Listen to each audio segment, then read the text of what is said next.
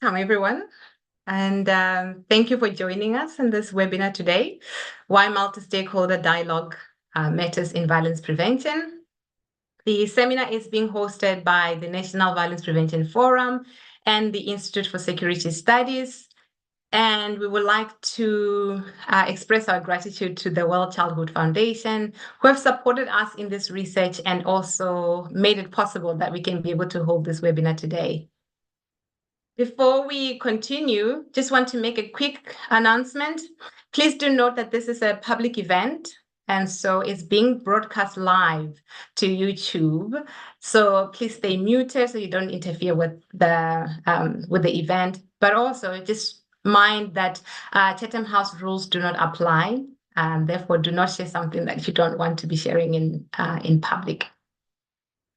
All right, so having that out of the way, I would like to just make a few introductory remarks to kind of frame our webinar today.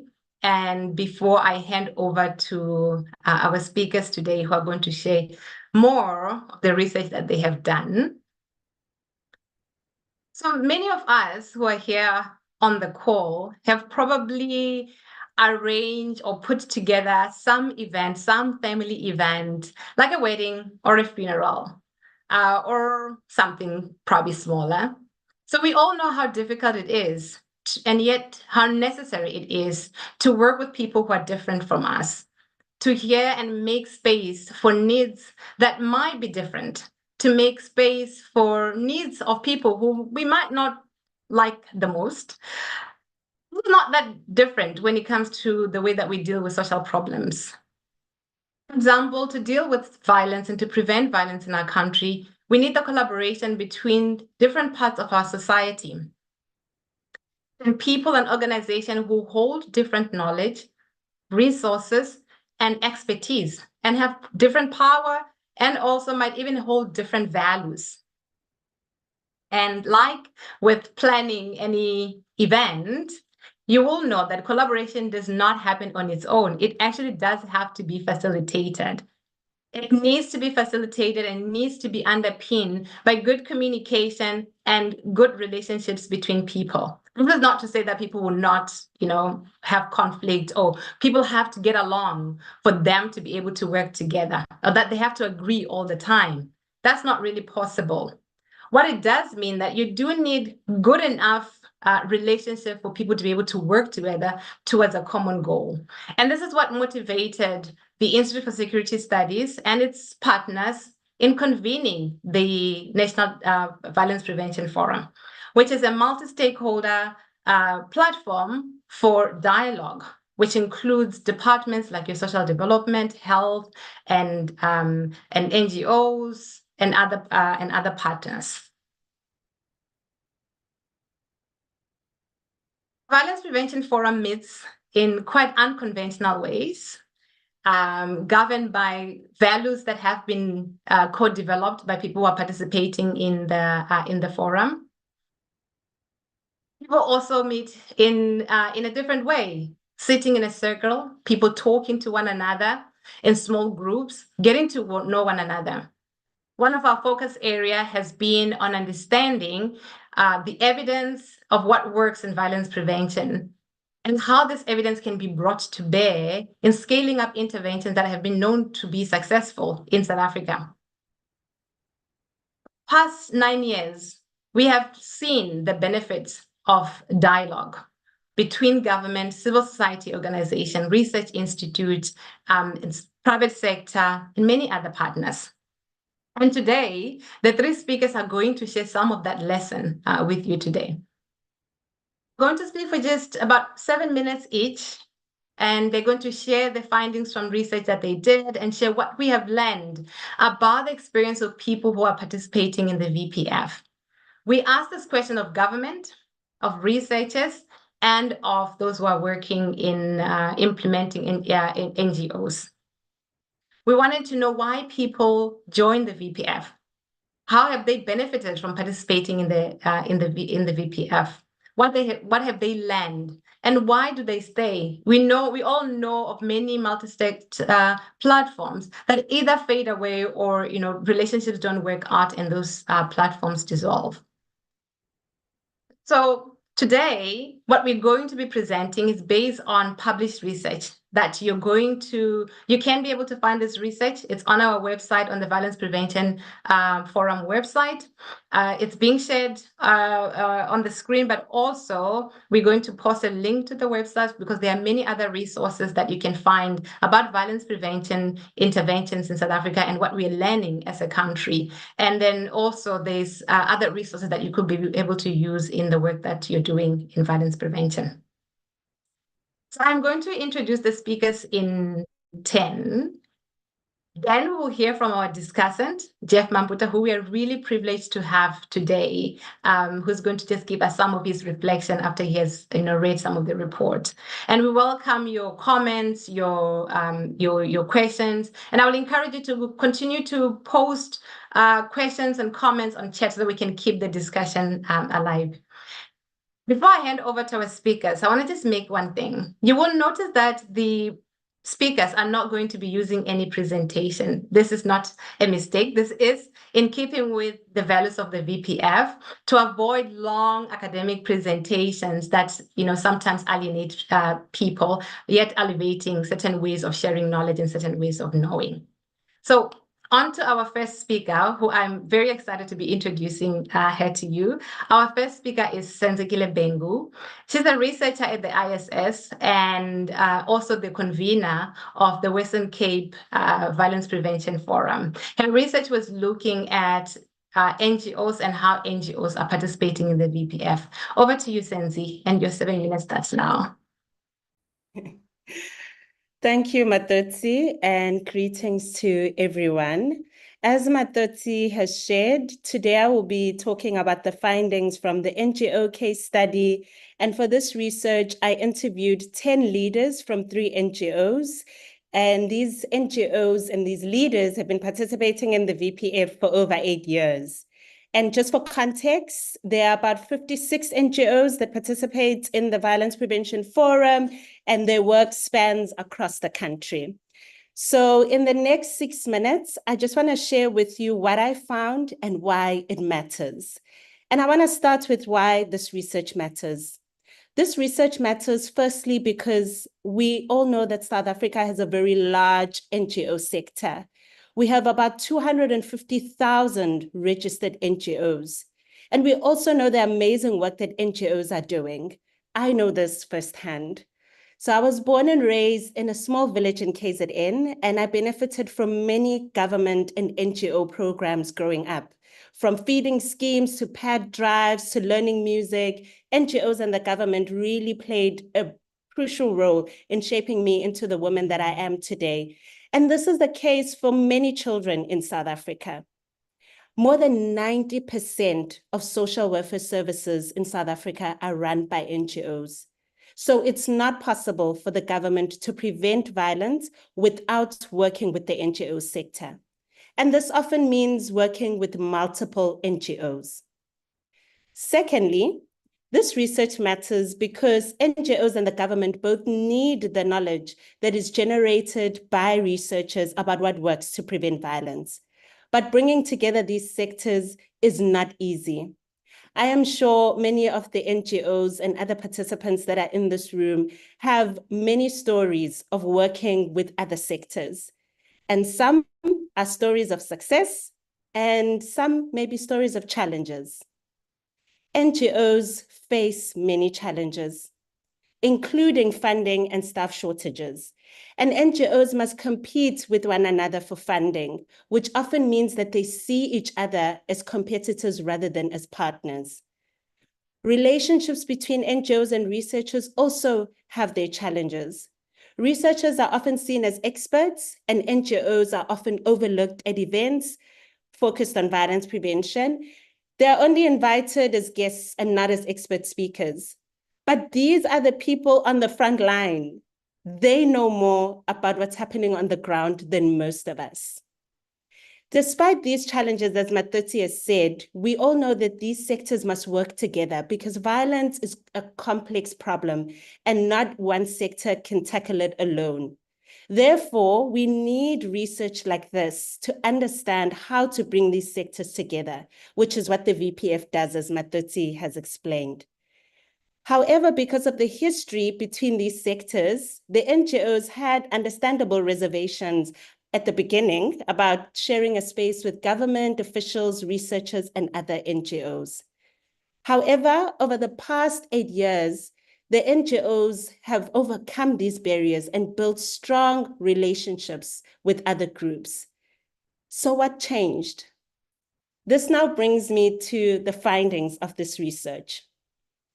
The NGOs attributed this change to how the VPF held meetings, specifically how the VPF pays careful attention to the strained relationships and power imbalances between NGOs, government, and researchers.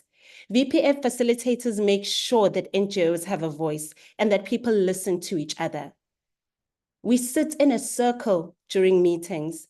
There's no preferential treatment based on whether you're a government director or a social worker. NGOs are given an opportunity to share their experiences, research is discussed openly, and decisions are made transparently and collectively. In VPF, experience from the front line is valued just as highly as academic research. We all have a voice. And this is what we call deep democracy, one of the values that Matodzi shared earlier. In addition to having a voice, the NGOs appreciated how the forum helped all participants empathize with other sectors and better understand the challenges that they faced. One of the NGO leaders I interviewed said that the VPF enabled her to see the government as an institution and separated from the people within the institution. And I just want to repeat that because this is big and powerful. The VPF enabled her to separate the government as an institution from the people in the institution. The VPF also improved relationships amongst NGOs. NGOs began to better understand each other and see their common challenges, and this resulted in NGOs coming together to form the South African Parenting Program Implementers Network, SAPIN. And SAPIN is a platform where NGOs can share experiences, lessons, and support each other, and also promote their work in one voice. Lastly, the VPF improved how the NGOs did their work. And I want to close with what I think is a powerful story from one of the leaders that I interviewed. And it's a story of how the VPF impacted her organization. For this sharing, I will call the leader Mbali. Mbali's NGO supports survivors of domestic violence, and they run dialogues in communities, bringing together police, court officials with other NGOs and community leaders to improve services for survivors. The first few dialogue meetings were difficult, as I'm sure you can imagine. NGOs and community leaders blamed the police for not doing their jobs, and the police also blamed the NGOs, and they were not listening to each other. Based on her experience, Mbali was able to invest in building trusting relationships between these parties, getting them to actively listen to each other and build empathy for one another. And as a result, the relationships between the police and NGOs improved, and they started sharing information. They started creating even a WhatsApp group. And these seemingly small wins made a huge difference to survivors of domestic violence. It improved the quality of service that they receive. In closing, I think it's important to note that although this research reflects the experiences of most NGOs in the VPF, it does not represent all of the NGOs. The findings shared today are really just high level. The full story of the change and some of the challenges, like convincing boards to buy into some of the ideas, are in the report. So I encourage all of us to read the full stories in the report. I think my aim today has just been to highlight how important dialogue is. And really, recently, we've even seen that. In his announcement, the president announced that the new administration would convene a national dialogue with all parties, civil society, labor, business, and other stakeholders so that we can dialogue and critically understand the challenges facing the nation. This research tells us that the way in which the dialogue is facilitated matters and it can impact its success. While facilitated dialogue can be a tool to overcoming barriers between sectors and can lead to positive change.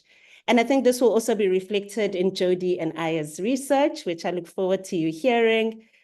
And lastly, I would just like to say thank you to the leaders I interviewed for welcoming me into the organization and sharing so openly and honestly. And I see some of you are here today. Ngiyabonga.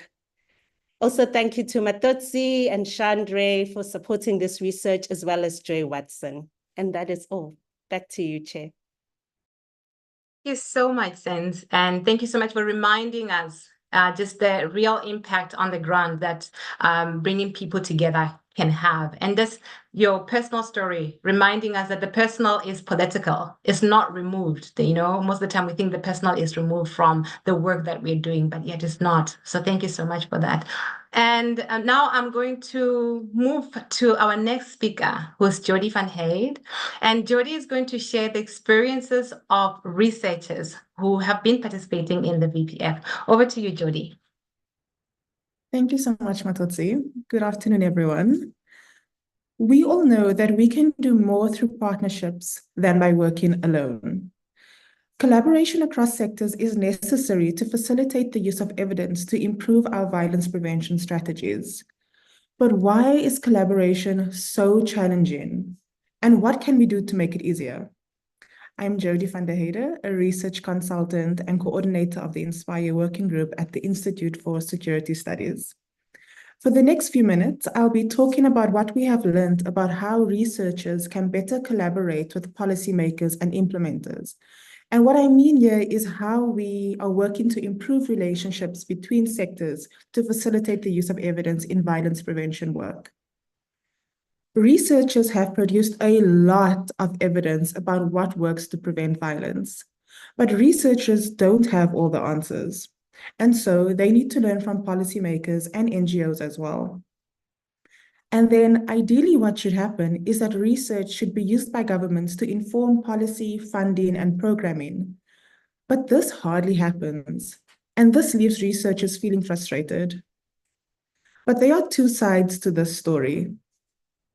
The research is not always available to policymakers and doesn't always address their needs. Government has told us that they want the policy implications of research to be clearer and more practical for them. The problem is that research often answers academic questions rather than practical implementation or policy questions, and so we have a communication gap. This communication gap also exists between researchers and NGOs who say that the research isn't always relevant to their realities. And researchers may unintentionally undervalue the knowledge acquired from frontline implementers, which we sometimes refer to as practice-based knowledge. There is also a perception that researchers are the gatekeepers of knowledge, and this, unsurprisingly, can complicate the relationships with government and NGOs. Many researchers do not appreciate the value of building relationships with policymakers and practitioners, and vice versa, and nor are researchers funded or incentivized to do so. We also find that often researchers tend to communicate in an academic language, making it really difficult for government or NGOs to meaningfully engage with their evidence. In summary, we don't understand each other very well, and we don't always trust each other. And that means that we don't collaborate very well. But these tensions are a natural part of working across different sectors. And if we can acknowledge them, we can begin to work with them. The founders of the Violence Prevention Forum recognized that a different form of engagement was required to build bridges across sectors. If government officials, researchers, and NGOs are to collaborate, then they need to be in trusting relationships. And so the VPF is based on the idea that building trust and relationships across sectors will lead to better sharing of knowledge, which will strengthen our collective violence prevention efforts. And now the results are in. I encourage you to read the full report, but I would like to highlight some findings. We found that researchers are motivated to attend the VPF because it's a place where they can share their knowledge and evidence with other people. The VPF also enabled researchers to empathize with other sectors' experiences and challenges. One participant told us that when hearing about NGO and policymakers' experience, this helped her to see them in a new light. She said, "When I'm sitting at my desk, I remember that I'm writing about human beings and not just participants in my study." Researchers who understand policymakers have changed how they communicate their findings. This makes it easier for the research to make sense and to be used. One participant told us that she designed an infographic about her research specifically for a VPF meeting. She did this because she learned that research needs to be tailored to different audiences and different contexts. This creates a wider reach and allows more people from different sectors to engage with it meaningfully. The VPF also helped researchers to understand what kind of evidence practitioners are looking for. And this is how we are beginning to close the gap between research, policy, and practice. So in closing, I want to highlight 3 things that we are learning. Firstly, researchers who want to influence policy and practice need to be willing to actively listen to policymakers and implementers. Research informed by the needs of the end users are more likely to be relevant and quite simply are more likely to be used by them. Secondly, conveners of platforms like the VPF must create space for researchers to hear the perspectives of other sectors. And lastly, researchers should be encouraged to form working relationship with implementers. And in this way, research can inform practice, and just importantly, practice can inform research.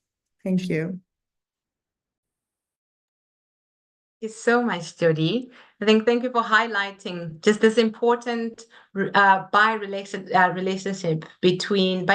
relationship between research and practice and policy, because it is important that the listening is not one way and that it's not an extractive relationship. So thank you so much for that, Jody. And over to you, Ayanda. And Ayanda is a researcher in the Institute for Security Studies, and she was looking at the experiences of government officials who are participating in the VPF. Over to you, Ayanda. Thank you, Matodzi. Hello, everyone. It is really good to be with you today. So think of a society where citizens see government officials as lazy, incompetent, and corrupt, and where government officials work hard under demanding conditions in hierarchical environments with limited resources and few choices about how they spend their time. These negative perceptions erode the motivation of some officials. They have a profound impact on how they view themselves and influence how they engage with researchers, NGOs, the private sector, and development partners in violence prevention. But when government does not collaborate with other sectors, it reduces the chances of effective violence prevention at scale. This is why forums like the VPF and its facilitation course are so valuable for our society. The VPF facilitation course was launched in 2021 to train and support facilitators in systems and process thinking. It is based on the belief that creative, courageous, and empathetic facilitators are necessary in all sectors, including government, now more than ever. My research asked how a South African government official experiences a multi-sectoral space like the VPF. I confirmed that there are dedicated government officials working hard under difficult circumstances to prevent violence in this country. And I found that being part of the VPF has strengthened government officials' relationships with researchers and program implementers from NGOs. It has also improved collaboration between government departments, and officials now feel confident in reaching out to the VPF network whenever they need assistance with violence prevention matters, or for us to let them know what the evidence should tell them. For example, The National Department of Basic Education is learning from the Western Cape government's Family Strengthening Program. And the provincial government is learning about one of SADC's educational frameworks, the Care and Support for Teaching and Learning Program. This framework was adopted by the National Education Department. And it is because of the National VPF that some officials from national and provincial departments have come together in the way that they have. This is a big deal because we simply cannot successfully prevent violence sustainably and at a large scale without government. Officials who join VPF meetings are increasingly able to critically engage with evidence and have a deeper appreciation of the range of violence prevention interventions which are working and are being tested. The Department of Education's Chief Directorate used to only monitor school safety. Now it has integrated sports and enrichment, gender-based violence, and social cohesion into one monitoring tool, and created new monitoring teams with representatives from different DBE divisions. They use the Inspire evidence-based framework to do this and now have a 360-degree view of DBE activities and how these different activities connect and what support is required. The VPF also exposes officials to methods for more effective meetings. They experience the values of truly listening to one another, empathy, negotiation, and hearing different opinions in a respectful way. Government officials who have attended the VPF facilitation course are now better equipped to facilitate difficult conversations and manage conflicts. You know, some people have questioned the time that it takes for the VPF to produce tangible changes within the violence prevention ecosystem. But we can confidently show that the VPF has contributed to informing national and provincial spending on violence prevention. Violence prevention is on the lips of policymakers, and that is a big deal. Although the VPF has mostly had positive personal and professional benefits for government officials, some officials have been discomforted, by the emotionally demanding nature of VPF meetings. And some officials are more used to structured and task-oriented meetings, and that is okay. I'd like to leave you with two thoughts. Firstly, we want to enable government officials to use research evidence and practice-based knowledge in violence prevention. And how do we do that? We need to create a thinking space that allows time for individual and collective sense-making and critical thinking, and not just experts talking at people. Secondly, it is important that officials do not feel stereotyped. In the VPF, they find a supportive and confidential space that is free of judgment. Imagine the potential we could unlock if our government fully committed to collaborating with every sector, and every sector fully committed to collaborating with the government.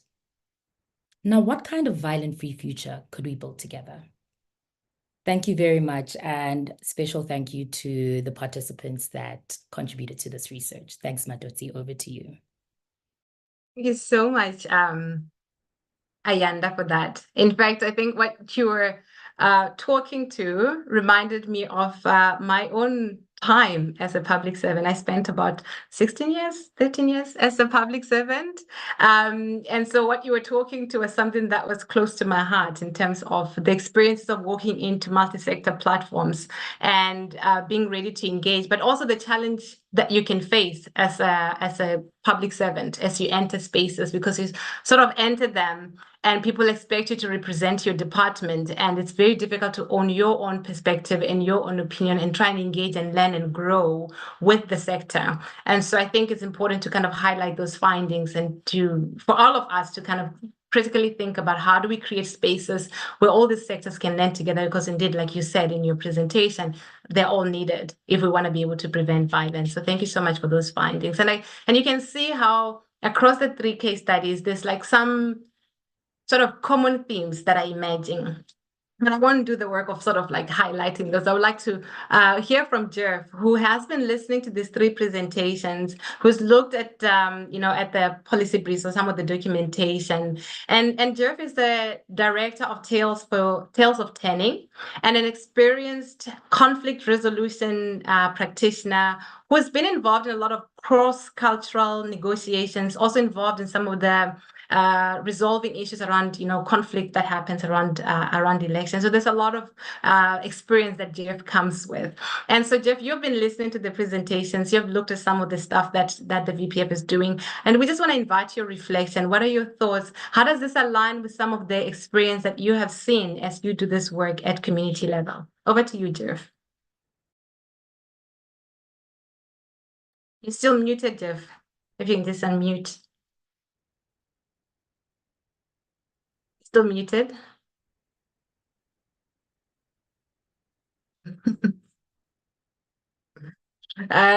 Richard, is there any way that you can help?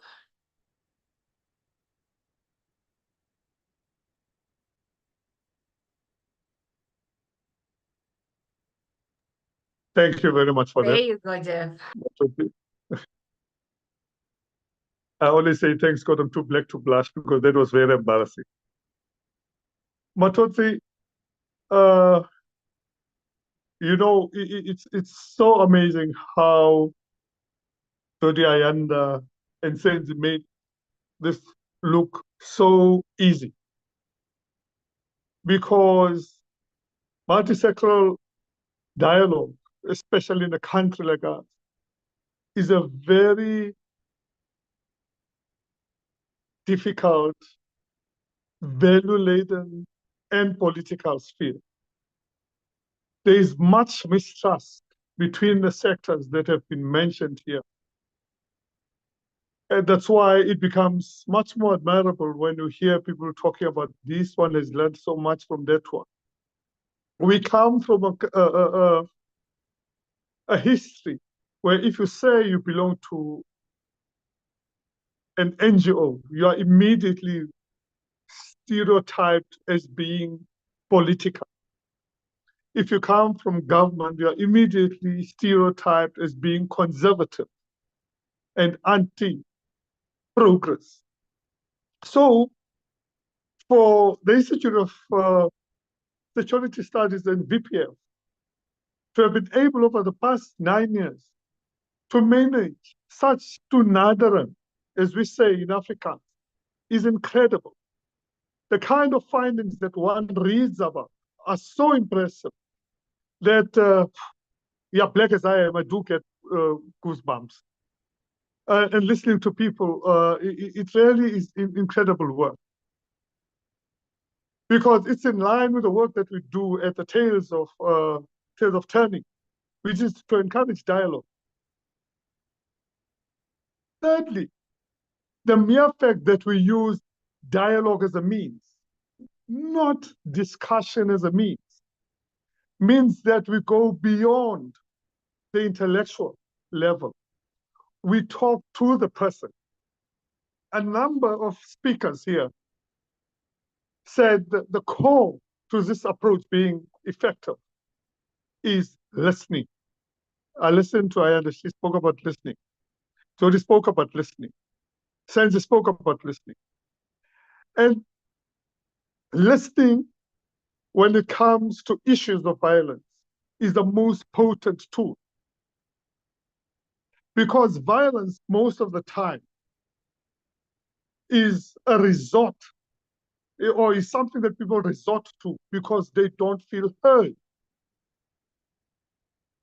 VPF allows for us then, through the kind of sessions that they hold, they enable everybody, the one who people are suspicious of because he or she is an NGO member, the one who comes from government and has already been stereotyped as being difficult and bureaucratic and not progressive, to be listened to. The one who comes from civil society without all the academic credentials, but is an expert in his or her context, gets heard. So it's exciting when we talk about dialogue, because dialogue means being heard. As much as people think it's about talking, it's less about talking and more about listening, and more important, about being heard and therefore being able to resolve. The other thing that comes through is what we at the Tales of Turning call, through the work that you do, you grow the collective ability to act together and the ability to find one another socially, economically, and politically. And it's something that is unfortunate, or that was and still is unfortunate, when one looks at the last elections. So many opportunities that have been lost through lack of dialogue, through what people perceived as negotiation, which was more about talking to one another instead of listening to one another. So many opportunities have been lost in certain provinces, the last being Gauteng yesterday, and last week it was in Natal, and nationally 2 weeks ago. All those opportunities were lost by certain parties because they were not prepared to dialogue. They wanted to talk and not dialogue. Without going into the political, those are opportunities that were lost by our country. Opportunities to find one another, because each of those parties, regardless of how we view them, bring something to the table of South Africa, to the table of this society.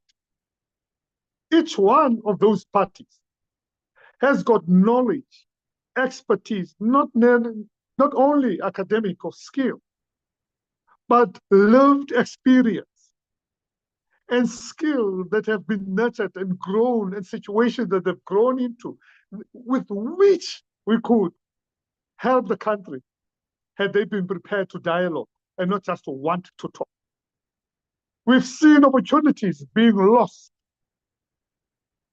And that may come back to haunt us, unfortunately. So I'm not talking as a prophet here, but just from experience of working in the field. And those things are going to come back and haunt us. And we've seen the country settling into what is called a government of national unity, which in effect, if we have to be honest, has become a government of convenience. However, if dialogue can be introduced, or the dialogue methodology can be introduced to that cabinet of 76 people, then we stand a chance as a country of moving forward. Because we have missed the opportunity now as a country to effectively serve the people of South Africa. And once more, is the space for dialogue? Yes, there is. There are organizations like the VPF. There are methodologies like the VPF employs. There are opportunities like the VPF has created, and they have proved that dialogue works. Matodzi, thank you very much. I don't want to get carried away because I'm really getting excited. I wish we had more time. Thank you very much. So much. Thank you so much, Jeff. We still have time for discussion. I'm sure you can come back when people comment and ask questions. Thank you so much for those reflections. And I think just ending on a positive note of just reminding us that the space still remains for dialogue, that the opportunity still remains, be it in our communities, in our organizations, and in different spaces to have relationships and talking across differences and working across differences. Thank you so much for that. And on that note, we'll open up now for comments and any questions. Please feel free to use the chat. And if you're comfortable and you want to you want to ask your questions, you can raise your hand. We can, unmute and then ask your question. It'd be great to get as many voices, obviously, into the room as possible. Margaret, you've been commenting a bit on the chat, and I'm wondering also if you wanna, voice what your thoughts and your reflections are. And if I'm not mistaken, I think we might have read one of your articles, if it's the same Margaret Muturi, when we're doing our policy brief. I hope it is. Margaret, do you wanna comment?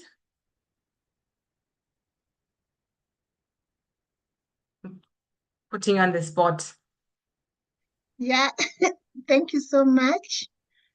Amisi, I may not be able to pronounce your name, but I'm happy to listen to those two researchers. I think I got in right. I was not able to listen to the first one, but I was really looking forward to get into this discourse.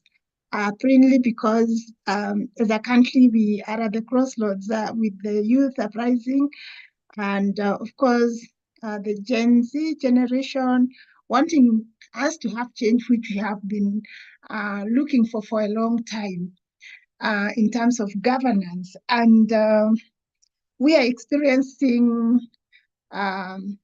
this mistrust that you're already discussing, where people are not ready to listen and respond appropriately. So we have seen young people who have gone to the streets just to air their grievances with just phones, placards and bottles of water, and then they've been met with an unmatched force of bullets and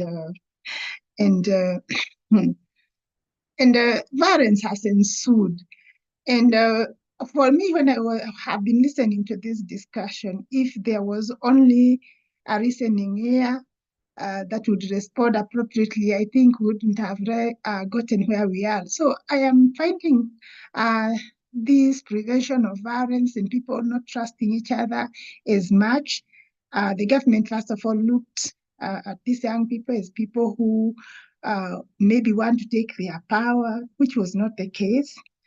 And now they defended their power in a brutal manner. And the young people just want to be heard. They are jobless.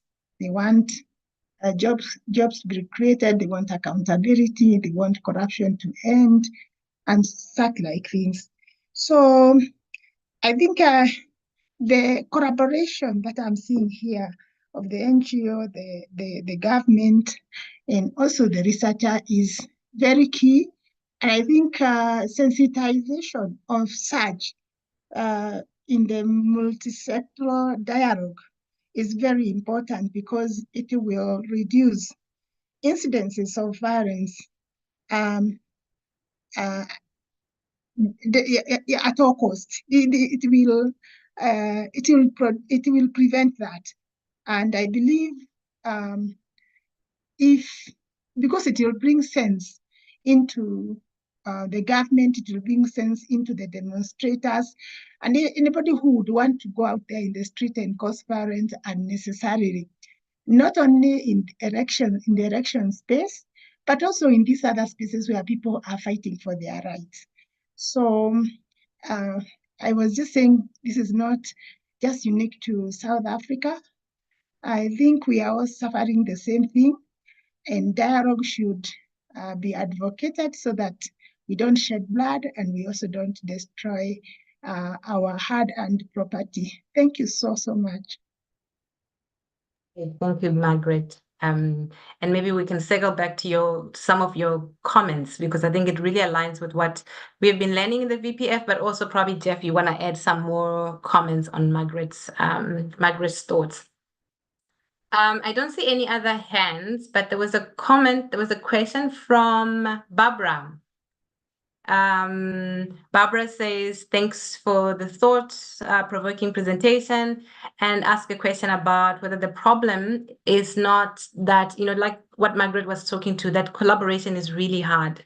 And that when you have an environment that's characterized by mistrust, defensiveness, scarcity, that there's this fear that prevails and people get scared of exposing themselves through partnerships. So how do we respond to that? What are some of the things that we have learned about how do you create space where people, despite the fear, might be willing to expose themselves, might be willing to enter spaces for conversation with people from other sectors?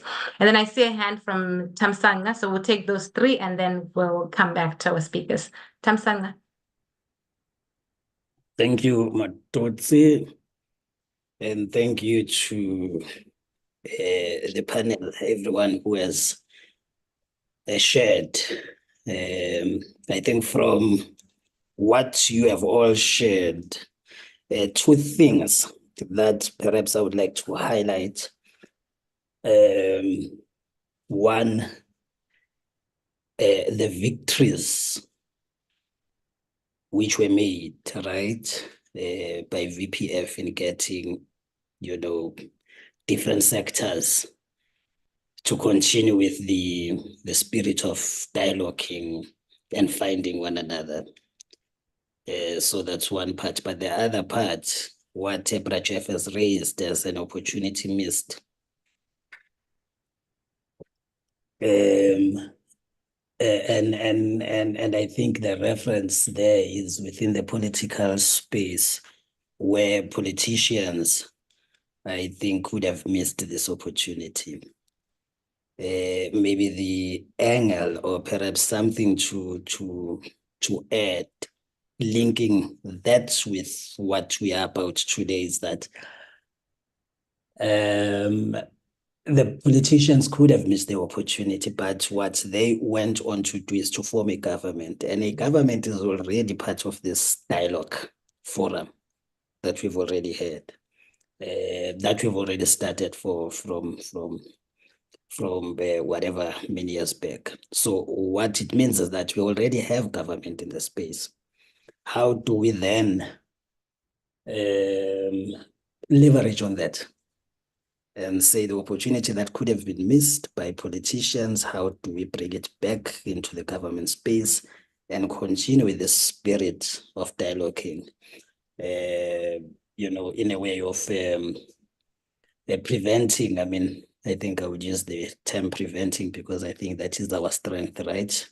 We are a violence prevention forum. So the preventative strength that we have, how can we use that to prevent the consequences which may come to bite us, as Brachef has said? So I'm perhaps exploring this idea further on how can we leverage on the strengths and the wins that we've already gained to better position the prevention of violence within the space that we are at as a country, from political to whatever other role players that are concerned. Thank you. Great. Thank you so much, Tammy, for that question. So how do we leverage what we have already, the resources we have already, the space we already have with the Dialogue Forum, with the Violence Prevention Forum? Or maybe, Ayanda, you spoke to government officials, so maybe you can take that question and see what sort of stood out for you as you were interviewing people. And Jody, maybe you can respond to Barbara's question around dealing with this kind of prevailing fear that people might have as they enter multi-sector spaces. And Sense, do you want to comment also just on the question that comment that Margaret sort of leaves us with around this relationship between government, civil society organization, young people that are uprising? What have we learned? What are some of the things that we can? And maybe Jeff, you also maybe want to add something because you've done this kind of work also at community levels. Maybe you've got some things to share on that. I hope I didn't leave anyone's question. I think that was all the questions and comments. Yeah. Okay. Over to you. So we start with you, Ayanda. Sure. Awesome. I think trying to transform any government system is such a mammoth, task, right?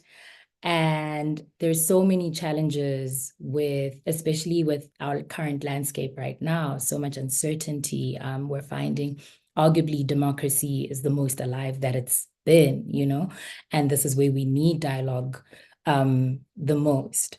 And during my research, I encountered or came to learn why it is so hard, to have these conversations in government and with government, and why it is hard to transform government as a whole. So there are, as we all probably know in this room, there've been budget cuts.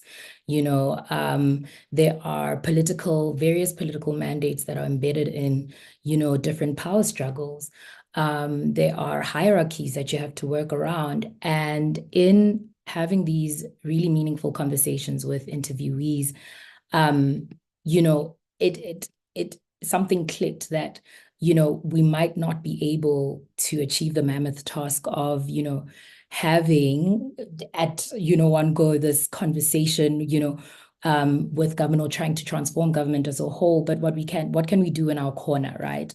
And one of the things that we came to find is, and this is maybe that's how to leverage, is one of the things we came to find is that sometimes the people that we invite into this dialogue forum aren't the people with the most power or decision-making, aren't the people that have the most decision-making power, but are the people that can influence in their own streams. And I think this is, something I'd like to just like for us to keep in mind, is that this is something like violence is such a complex, social issue, that what can we do in our corner? So just that whole, who has the power versus who can influence it. And maybe just to add to your comment, because I mean, when I started participating in the VPF, I was actually a public servant. I was still working in government. And one of the things that I think I've learned, and I think I saw Gwen, and if she's still around, she might want to comment also, is that the individuals who opt to come, even if they're not the most senior, can play such a catalytic role, because they can be this bridge between a space like this. The Director General might not be able to come to a meeting like this and spend 2 days in dialogue, but they can. A director might be able to, a chief director might be able to. I don't know what is the equivalent in other countries, in Kenya or in Sweden, or whatever, wherever people are joining from. But by having that individual public servant participating in the forum, they can kind of take these lessons back to their department, but also they can see how they work with the parties that are participating in the forum to influence policy and shifts within their own organization that can really make a difference. So we shouldn't also underestimate that power that I think Tamsang is asking about, which is, the space is there for individuals to come in to be part of a conversation, and that can be quite transformational. Gwen, I saw you, maybe you want to comment before we go to, and just share maybe your experience as a public servant and, who's participating in these different spaces before we go on to Jody next. Gwen? Thanks, Matodzi. I put my camera on to respond, but then the co-host stopped my camera. And I can no longer turn it on. I'm just going to speak without a camera. Oh, okay. I can now start again. So thank you to each of you for this very important research. So my name is Gwen Deremaker. I work for the Western Cape government. I'm in the Department of Health, in a brand new violence prevention unit. And the violence prevention unit, which started its work in August this year, and I want to acknowledge one of our coordinators who joined the call, Mark Anthony, but I saw he just logged off. So the focus, the methodology, the approach, a lot of what builds the violence prevention unit is built on my experience in the Violence Prevention Forum since 2017, but also that of many other colleagues who have walked the VPF journey the VPF journey with us since many years. And so I loved Senzi's quote at the beginning about in government differentiating the institution and the people. Because for us who are in the system, we navigate that system the best we can, just like I think any system that you've got to navigate. And often we actually have a lot of spaces for experimentation to bring in knowledge and learnings that we've gathered from other spaces, such as the VPF. And so we shouldn't see government as this monolithic bureaucratic machine that has where nobody has agency and nobody has, where we're all like on this conveyor belt of pushing paper. Government is much more complex than that. And I think there is a lot of space and a lot of interest in government to learn from processes like the VPF, with a lot of people in government who are trying to influence our own spaces with learnings from the VPF. I mean, I don't know, Ayanda, whether you've got figures on the number of government officials who have gone through the VPF doors over the years, but I think that's a very powerful number of people you have touched. And even, I mean, it might have been a very small once-off, or it might have been people who have been participating in every single meeting for the past 10 years. But everyone is touched through even just one meeting. So that's what I can share. Thanks, Matodzi. Great. Thank you so much, Gwen, just affirming the research results. And then to you, Jody. Thanks, Matodzi. So on your question, Barbara, I think it's such a good question about part of what multisectoral collaboration is really challenging. And it's a long process and it takes time to foster trust between participants from different sectors. It's not the kind of thing that's going to happen in one meeting or two meetings or overnight. And I think that's a really important thing to highlight, but at the same time, highlighting that it is possible, even if it does take time. And then your question about the environment is characterized by trust, defensiveness, and scarcity, and that can be scary to expose ourselves in partnerships.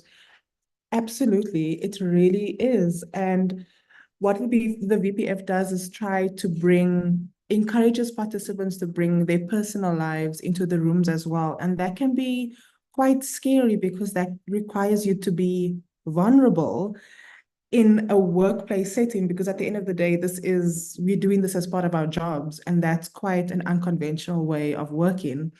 But I think the VPF methodology has a lot of techniques that can encourage people to eventually, over time, kind of be comfortable with the process.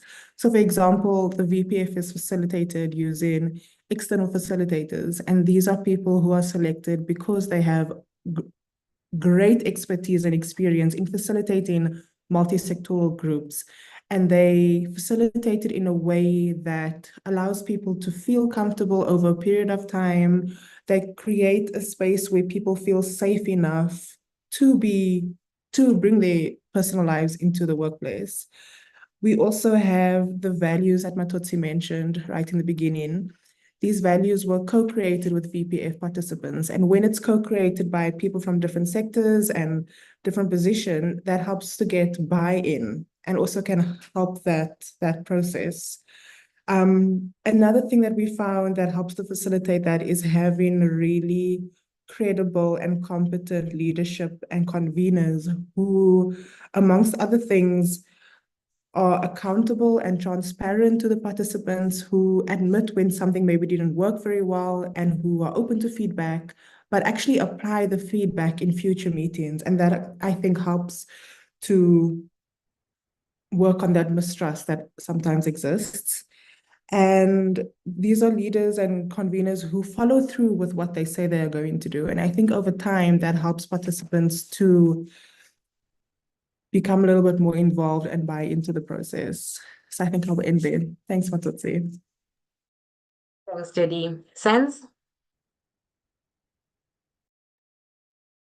Thanks, Matodzi, and thanks, Margaret, for your reflection. I will attempt to answer And I'm sure, Jeff, you will also add deep reflections, richer reflections.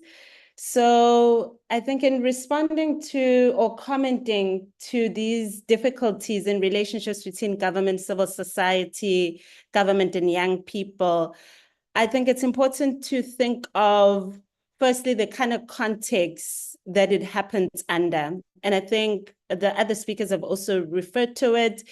Everything is happening in a particular context, and the starting conditions need to influence what kind of approach that you take. So one of the key things that the VPF acknowledged about context is that if you have a situation where relationships are hierarchical and there's power differences, so a particular sector talks down or looks down on another sector, a particular group looks down on another sector. So we could say, for example, governments usually look down on young people. They talk to young people. They don't talk with young people. And the kind of engagements that they would have would be not engagements of openness and collaboration, and we really want to hear what you're thinking, and you are also part of the decision making, but rather like conversations of convenience. And one could even say maybe even ticking a box, like, you know, we're just going to consult you. And similar patterns also emerge with some relationships between government and NGOs. So what the VPF tried to do in, you know, realizing that this is the kind of context that you're starting from, is how do you then invest and use methodology that intentionally try to disrupt the hierarchies, because you know that they exist. I think Jody has already spoken about it. I know Chandra shared the how-to guide as well. So methodologies like sitting in a circle, everyone gets to speak at the beginning of the meeting. It's not just particular people that get to speak throughout the meeting, as you would in some other dialogues where the host will speak for hours, and then towards the end, they'll bring in everyone's voice. And already just shifting how you bring these people together, it has that even mental shift in terms of, you know, who am I in this room? Like, am I valued just like everyone else, or am I just a tick box that they're going to get to towards the end? So yeah, I think acknowledging starting conditions and intentionally investing in disrupting them. And then the other point I wanted to make about these tough relationships is that, you know, government and researchers and NGOs, these are different sectors. So sometimes some of the frustrations with multisectoral dialogue come from, you know, we want to reach this consensus and almost pretend like we're all on the same page. And the reality is we're different. So the VPF and the way that dialogue is approached is that it's not about, you know, everyone being now on the same page and we all agree, but it's about, you know, hearing and listening to each other and recognizing this problem of violence from different points of views, and like focusing more on the bigger goal and the bigger vision that you're trying to achieve, which is reducing violence in South Africa, rather than transforming.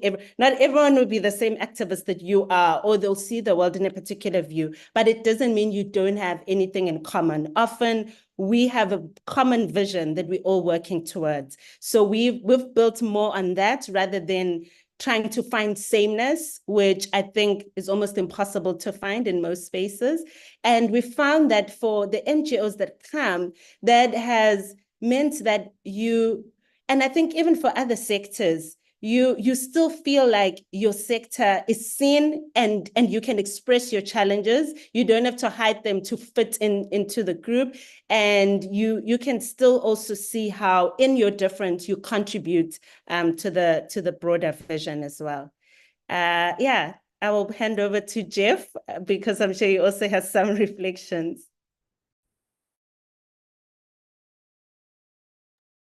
Senzi and participants, Matodzi, thank you very much for that. I won't be long. I just wanted to add on about the effect and the impact of the dialogue approach that you may be aware of. The Tales of Turning employed a similar, if not the same approach, in working with a group of taxi drivers in KZN. As you know, taxi drivers have got a particular reputation. KZN has got a particular reputation. And we were working with them around issues of gender-based violence. But through engaging them in dialogue and enabling them to bring themselves into the dialogue and not imposing the methodology set on them, it became a process which was led by them and ended up with taxi drivers telling commuters about gender-based violence. And as a South African, you go, what? That's how effective this approach is, you know. And just the last one, somebody was talking about how difficult it is, especially for civil servants, to sort of change government. Yes, we may not be able to change government, but as Senzekile said earlier on, we may be able to change people working within government. And that one changed person who does things differently impacts on the entire system, unit, or department. The last thing I wanted to say is you can never walk into a VPF dialogue session, be there for 2 days, and leave the same person. Never. Thanks. Thank you. Great. Thank you, Jeff. Thank you, everyone, for your responses. And we have two more questions that have been posted. The first one, I think, Jeff, you started talking to it, which is this question about this work of bringing people together, this work of facilitating dialogue, with the intention of preventing violence. Sometimes we don't see well that connection between the dialogue and the reduction in violence and lived experiences. But you started talking to how you have seen a bit of that, so maybe you can expand on that. So just maybe talk a little bit about that, about how holding space for dialogue between different sectors can create the conditions for the kind of interventions, programs, policies that can actually transform people's lived experiences. I think, because I know that, and maybe Ayanda, you also want to talk to the examples of the impact this has had on policy, because your case studies actually found the impact that this has had on policy. And maybe, Jeff, you've got examples from sort of like local level and the impacts on lived experience. And then there's a question so that question, the first one was coming from Asa. And then linked to that question, sorry, to Asa's question, is this question about how is it possible to measure this? I don't know if any of you have thought about that. How do we measure this change? Jeff, like the example you just gave now with the taxi industry, how do we measure that change and be able to demonstrate how holding people in dialogue led to or contributed to the changes that you just talked to? Then the last question on the chat is from Nwabisa. And her question is, how, maybe let me just read it. Drawing from the learnings about the different sectors through the VPF, do you think that there's readiness to integrate the approaches from all the sectors to enhance violence prevention in practical terms? And I think that the questions are a bit connected. And is there readiness for dialogue on how we can build something tangible together, even as we come from different ways of working and thinking? I don't know who wants to respond to that. Jody, do you want to respond to that? Do you want to talk also maybe to some of the experience? I mean, you did this case study on researchers. You've been talking to a lot of people who are doing research, but also you're convening or facilitating the Inspire network. So you've also seen how this creating space for dialogue, even at that international level, sort of has worked to try and push the agenda for violence against children. So maybe you have some example there that you can talk to address the question that Nwabisa has asked. Okay, over to you. So we'll start with you, Ayanda. Maybe you can share also some of the experiences, some of the examples of how the dialogue has kind of led to like real changes, policy changes. Yeah, Ayanda. Sure. Thanks, Matodzi. Matodzi, you know, when I saw the one about measurement, I said, you are our M&E expert. Surely that is a hat you can put on now. Before I answer that question, though, I just wanted to let Gwen know that we have verified the results, that there have been 21 departments that have participated in the Violence Prevention Forum. Just various departments, which is pretty awesome. And just to touch on the examples of how, you know, what policy shifts have happened or what has changed in government because of participation in the VPF. I think one of the exciting ones is that because of government participation in the VPF, there is a budget line, you know, dedicated to violence prevention, and we are informing, you know, resource allocation, which is quite important. And although it isn't a huge percentage, you know, it's, you know, I mentioned before, it's on the lips of policymakers. There are strides to be made, you know, from that.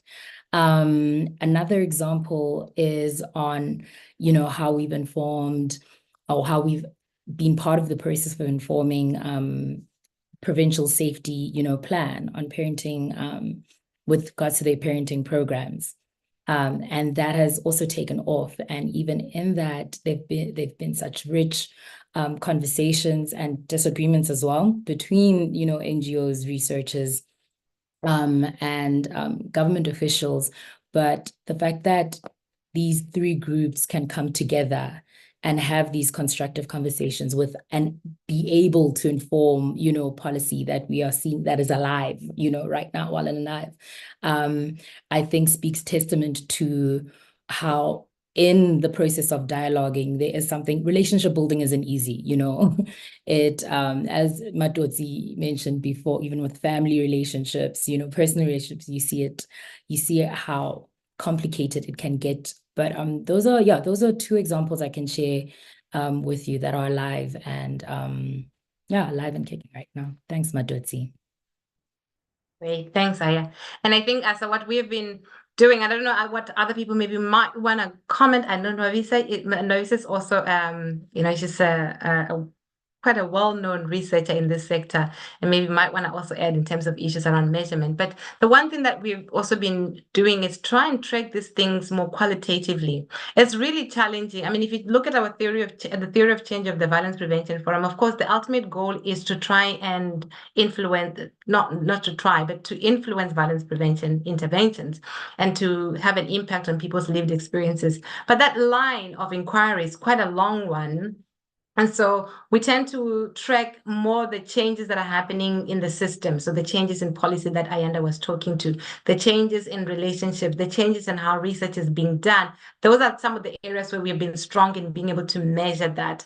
But the kind of the second level has not been an area where we've done a lot of measurements to sort of see that when that policy does get implemented, does that have an impact on the lived experiences? Of course, now we're going to see with other, you know, at a provincial level, we're also going to see probably with the work that the DBE is doing, just how does that transform the kind of work that the department is doing. But definitely it's an area that we need to get more measurements to tell that narrative better. Over to you, Jeff. Maybe you want to just sort of talk a little bit to that. I mean, how did you guys do the measurement? How did you guys, you know, tell that story of how holding this dialogue with the taxi industry transform how, you know, or reduce violence in that industry within KZN?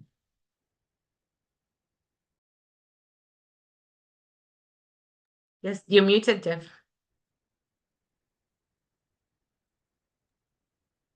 Sorry. Matodzi, thank you very much.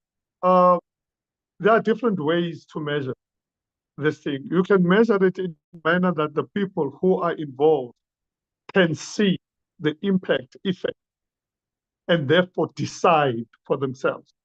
Or we can measure it in a much more academic manner. And working with a sector like the taxi industry, we ask them questions like, how will we know if this thing works? then they answer. They decide how they're going to measure it themselves. So they will push themselves until they see what they wanted to see at the end of this. That's why we say that they are the master of their situation, the master of the content. We work with them through the methodology. But generally, we'll be able to go to give you a much more concise way of measuring. But one of the things that for us was an indicator of how effective this is when people themselves said that they now appreciate the effect of violence within society, in their societies, because we are talking about people where violence has been interpreted as being part of the culture. And now for them to see that no, there isn't anything like what people call small violence and big violence. It's the first time I heard that concept. And the example is if somebody is beating up his wife, and you go to the police and the police say, no, that's a small matter. We're going, there's two gangsters shooting at one another. So that is seen as big violence, not as the person who may be killed by the husband. So the moment they could see that violence is violence, and for me, that was that I said, now this thing is working. So there's many other examples, even working with gangs. When gangs decide that this is what we are going to see in our society to tell us that this thing that we are doing is working, we let them decide on measurement and not impose measurement. Because my own view, measurement can sometimes be very egoistical in the sense of what I want to see. Yet I'm working with other people and it is their situation. So yeah, if there was time, we would take you through the whole thing, how we worked and how long it took, and using local facilitators, training local facilitators in dialogue facilitation and all of those things, and how excited that taxi drivers are to the point where they say that they are now ready to mediate violence in their own taxi rank. Now, that's quite a huge. Thank you. Thank you, Jeff. I think that's a brilliant example of how a different way of thinking about measurement and challenging us in the way that we think about what is evidence of effect. Thank you for that. Jody. Thanks, Matodzi. So on the question of readiness, I think that's such a great question, and I will link it to the other project that I work on, which is coordinating the INSPIRE working group. So INSPIRE is a technical package of evidence-based strategies to prevent and reduce violence against children, and it is kind of housed in a multisectoral group amongst agencies from around the world. So this is an international working group. And the ISS coordinates that. And one of the things that we did was we've applied this VPF methodology to this international global working group. And when we stepped into that role, we weren't really sure whether this group was ready for this kind of methodology, because often on these global levels, it's very bureaucratic, it's formal, corporate-y, business-like. And then we brought in this methodology that is completely opposite of that. And we found that initially there was some hesitation or reservations because it's quite an unconventional way of working. But we found that over a series of a few meetings, it kind of landed and people were getting used to it. And now it's embedded in the way that that working group operates. So I think it's a question of just really taking a leap of faith and just applying the methodology and seeing how it lands. And sometimes it lands and it's great. And sometimes it doesn't land because not everyone is open to it, not everyone is into it. And that's also okay, because the methodology is not going to work for everyone everywhere all the time. And that's also okay to acknowledge that.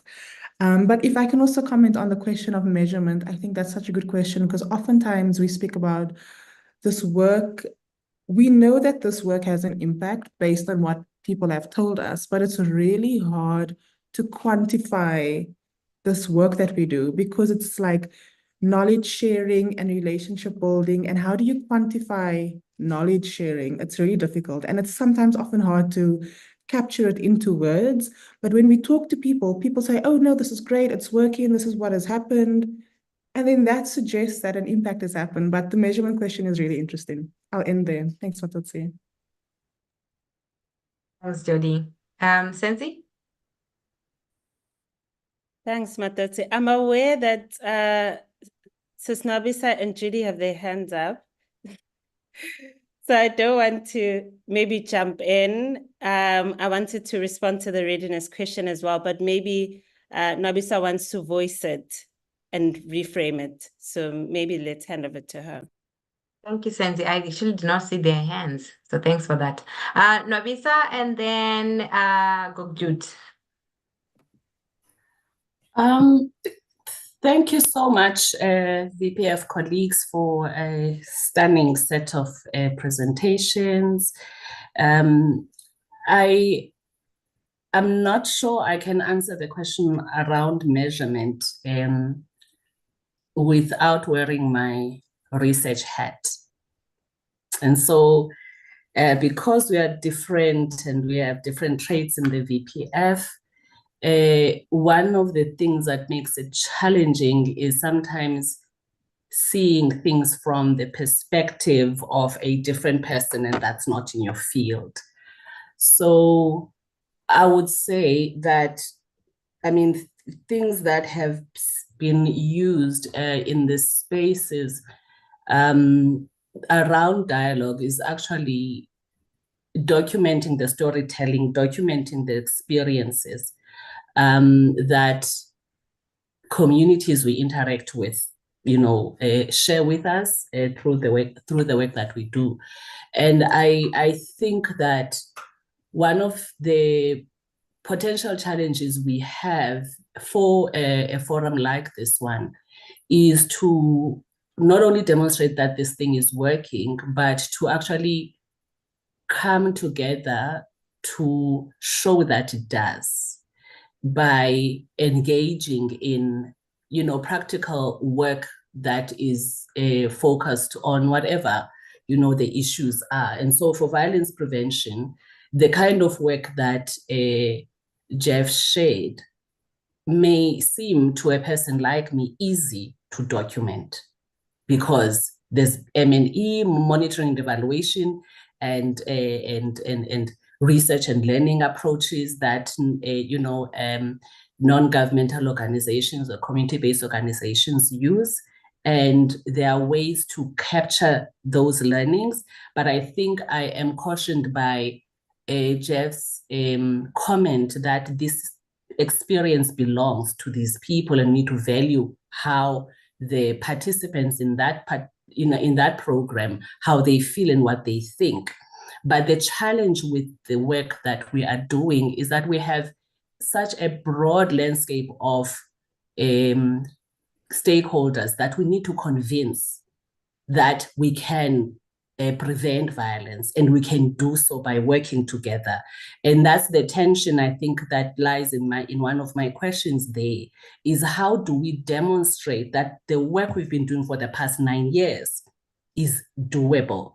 And that when we say we can build relationships and we can create a dent, and we can say we don't only have a budget line in Treasury for violence prevention, but we have actually worked together and shown as different thinkers, different sectors, that this is doable together. Because I think that the lifespan of a dialogue group like this one does need to, we need to taper from only, working on demonstrating that talking works, but by also saying that the thing that brings us together, let us use that relationship we've built over the past almost 10 years to now do things that will attract other people beyond just, saying, well, I have learned, because I've learned a lot from the Violence Prevention Forum. And today alone, I've had a challenging conversation about taking the research we're doing and making it relevant for policymakers. And it's still an ongoing challenge for researchers. But without showing that it's doable through a forum like this, I think our struggle is still ongoing. Thank you. Great, thanks, Novisa. Jude? Thank you for this really beautiful sharing. I must say I'm feeling a bit shy to come in, but I would like to acknowledge the affirmation that we as facilitators and conveners, and I'm one of the facilitators, have received here today. So I don't feel it's fair for me just to sit in the background and be showered with blessings.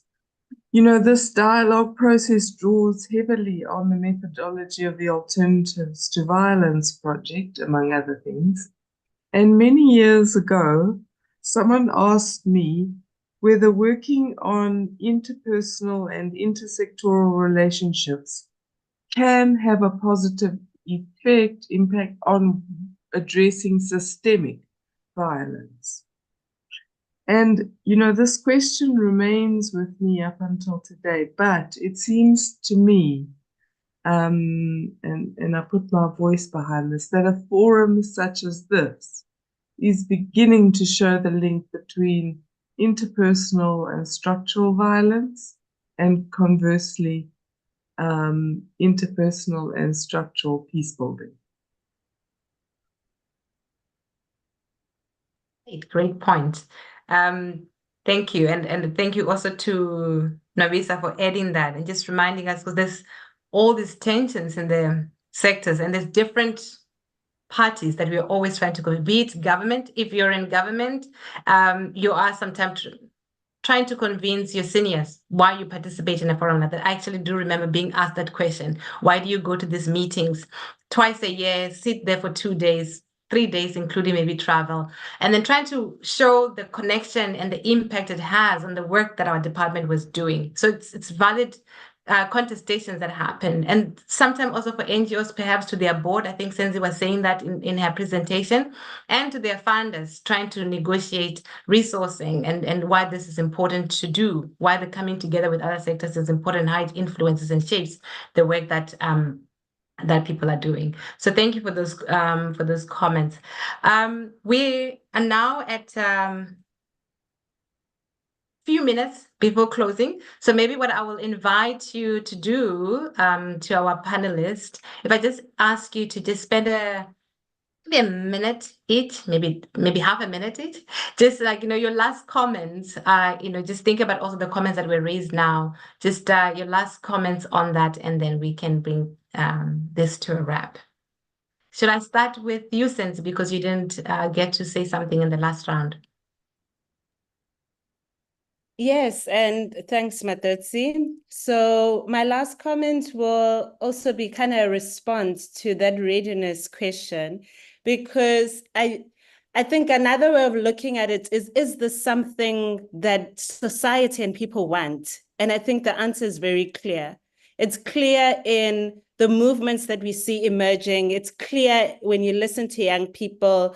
It's clear when you look at some of the organizations such as Defend Our Democracy, Amandla.mobi, like that have mobilized civil society to say, we are here and we want to be engaged and we want to be part of dialogue.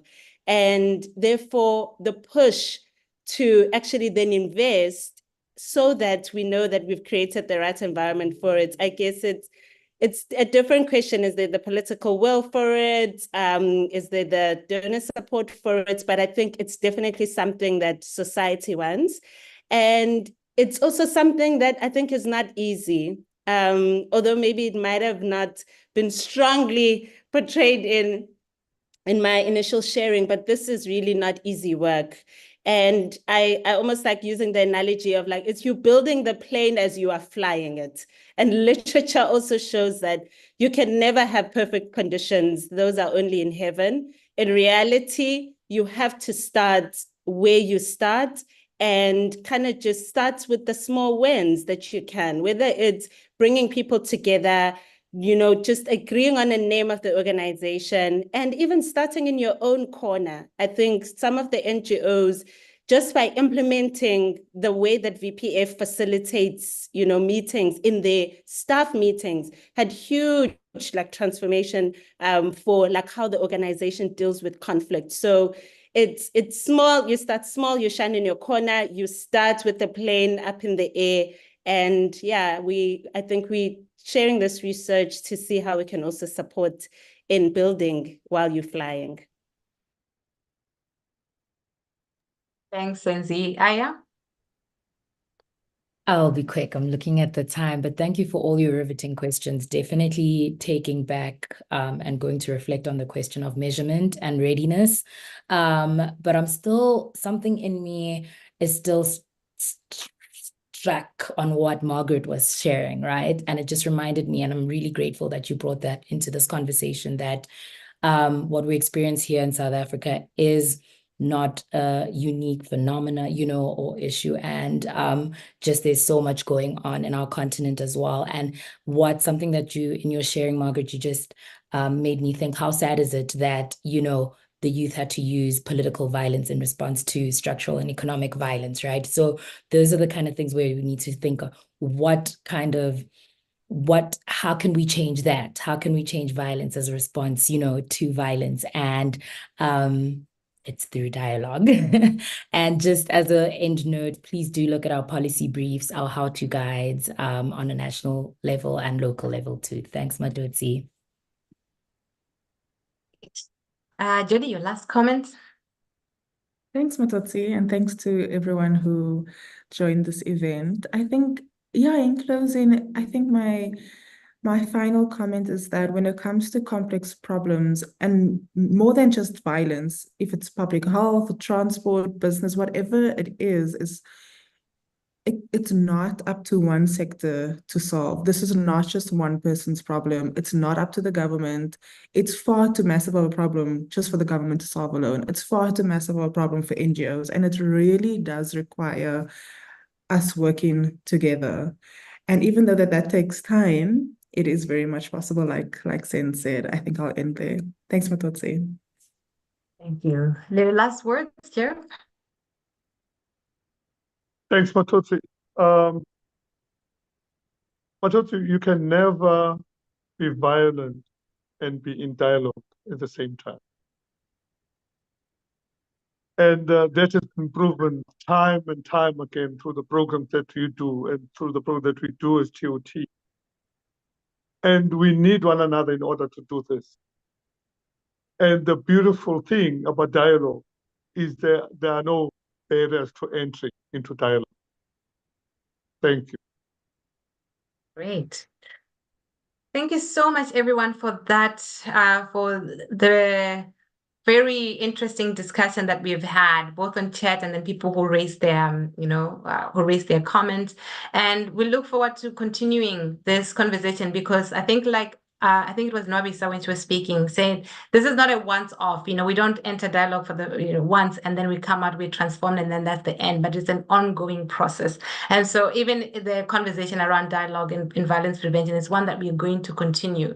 And so we hopefully will get other opportunities also to connect with one another again. And as Ayanda was saying, please look onto our website, look at some of the material there, like the how-to guide, because it gives more practical lessons of how to establish and support spaces for dialogue. And I'm going to take away Jeff's comment. I really love your line. You can never be in dialogue and be violent at the same time. And so we create more spaces for people to talk to one another. We create spaces for more personal transformation, which is the basis for more violence prevention work. Thank you so much for everyone for participating. I'm sorry to keep you for an extra minute or two. And thank you again to our sponsors for this project and for this webinar.